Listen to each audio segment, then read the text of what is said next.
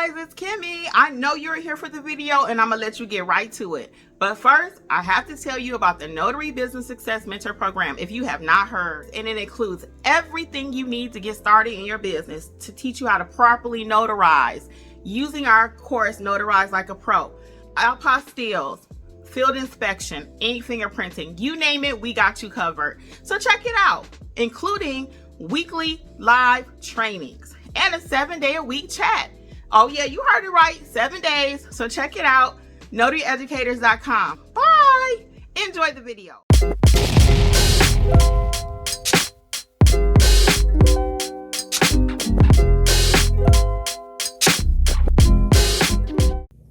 So you got to look at all of that. So let's say, for example, that I'm giving you some tips today for those of you who are just joining on how I'm able to do some of my notary jobs at home and how maybe it's possible for you to do some at home also, right?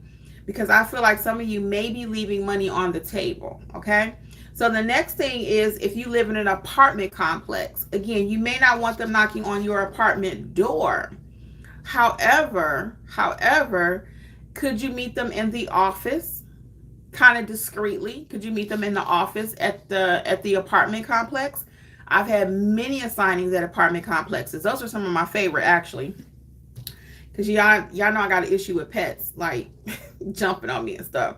So if I can do it in the apartment lobby, I love to. So your apartment complex does not have to know what you're doing. You know, it could just be you and a friend sitting there, because sometimes we talk too much. You know, I would not go in an apartment and say, hey, do you mind if I use this as my mobile office? If I ask clients to meet me here? Yeah, I'm not going to do that, you know, but there may be a conference room there that you can use, okay? Also, to get more clients, I'm just giving y'all some tips on how to get more clients, because again, a lot of y'all leaving money on the table, and this may not even be for you if you have not gotten your commission yet, or if you have your commission and you still don't know how to properly use it. But again, I just still like to share different things with you as it comes up. So we'll stop here for a minute, and then I'm going to come back to the apartments and how else you can be creative in working from home. And I have a couple questions for you guys really quick. So where's everybody checking in from? Are you already notaries? Do you have your commission, just not knowing what to do? Are you lacking confidence? Where are you guys from? What's going on? Tell me a little bit about you, because that's why I'm here to help you. I'm giving you stories that my experiences, but I know that they will help you eventually. But where are you at in your journey? I just need to know so I can better help you. Okay. And then I'm going to give you a couple more tips about working at apartments, because we got to get a little more creative so we don't leave this money on the table. Okay. So Jasmine, hey Jasmine. So while we're waiting, welcome. So while we're waiting, I'm going to go ahead and give you a couple more tips when it comes to working in apartments. Do any of you people here right now allow people to come to your home to do notary jobs? Would that be a yes or no? 1 for yes and 0 for no way, Jose. S. Abdul said, just received my name today and working on my business plan right now. Okay. Jasmine's like, no. Okay, cool. Lisa's like, no. And I understand that, again, for the reasons that I mentioned. You know, you might get you a good psycho out there. And we do not want that, of course. I want you guys to be safe. Lori's like, no, too. However, again, it might be something to think about. And most general notary jobs are less than 5 minutes, literally. 10 with chit chat. So I'll tell you about my 2 jobs I had today, and then I'll come back to the apartment. So one of my jobs today was a full-blown will.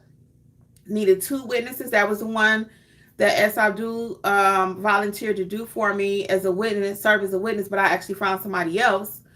So I did a full-blown will right in my garage. So today the weather was terrible.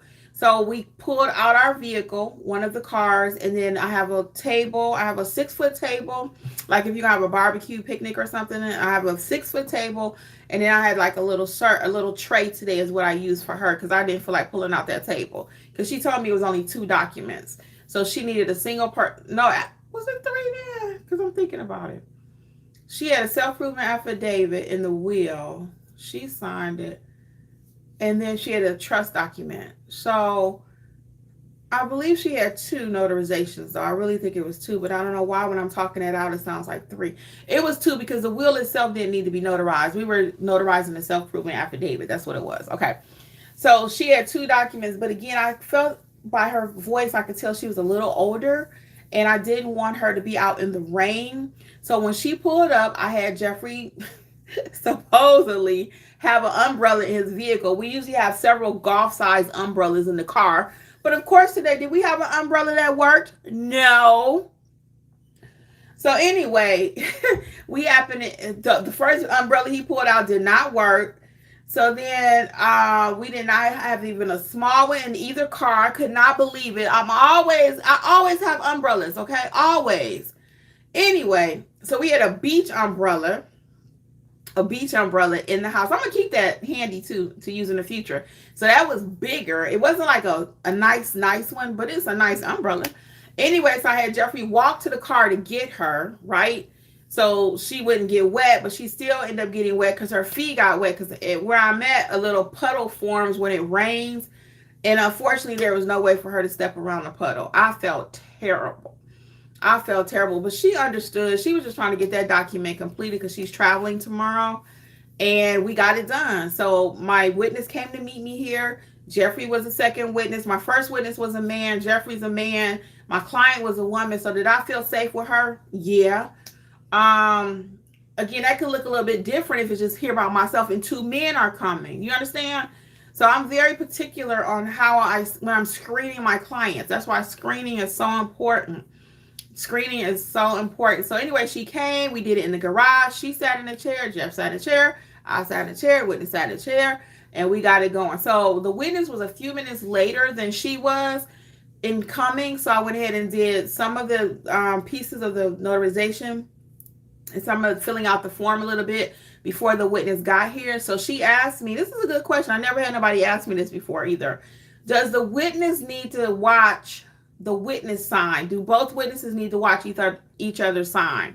I'm going to say as a rule of thumb, yes. Everybody just waits till everybody get there and we start, right? But my client had to be somewhere at 11:30. So I let Jeffrey go ahead and fill out his part that he had to fill out. Then we waited on the second person to fill out their part because technically, if it's called the court, the conversation usually doesn't go to each witness see each other. It could. Now, I'm not an attorney, so I just always do things the right way, but I had an exception that I made in my business today, okay? And that was that Jeffrey did his part, the other witness, when they arrived, did their part, and then they both witnesses, and they both were here at the same time, so it wouldn't be like, and they know each other in this case. My second witness, I actually know him. Not intimately, but I know him. So anyway, they know each other. So if it was called to court and says, well, Mr. Nunnally, was he there? And Mr. So-and-so, was he there? They both can say, yes, we were there. Okay.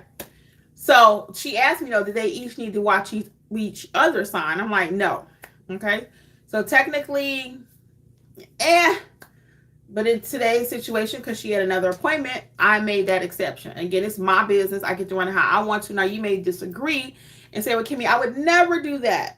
And that's cool. Great. Okay. We're on the same page. Let's get y'all comments. So Lisa says, I'll do the leasing office media center, but not in my apartment. And I agree. That's why that was one of my suggestions. You know, go to the leasing office. Like she said, she has a media center that she can do it there. And again, I'm sure when Lisa walks in, she's not broadcasting, hey, I'm here to make some money. You know, I'm sure she's not doing that. Okay. So you got to learn how to be a business person. And they're typically not going to ask you. Now, if you're doing it every day, a full-blown office there, they may ask you, hey, I noticed you're here every day. What are you doing? And if y'all super cool, you might want to share that with them. Okay. So again, I'm not going to tell you how to handle that, but I did want to give you some tips.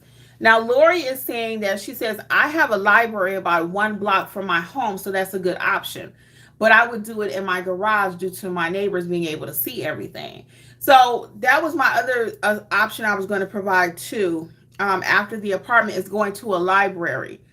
To have a closer location. Because I had someone in chat, I believe in our group chat, we have a mentorship program. And I believe in our mentor program, the other day I gave someone that suggestion about going to a library.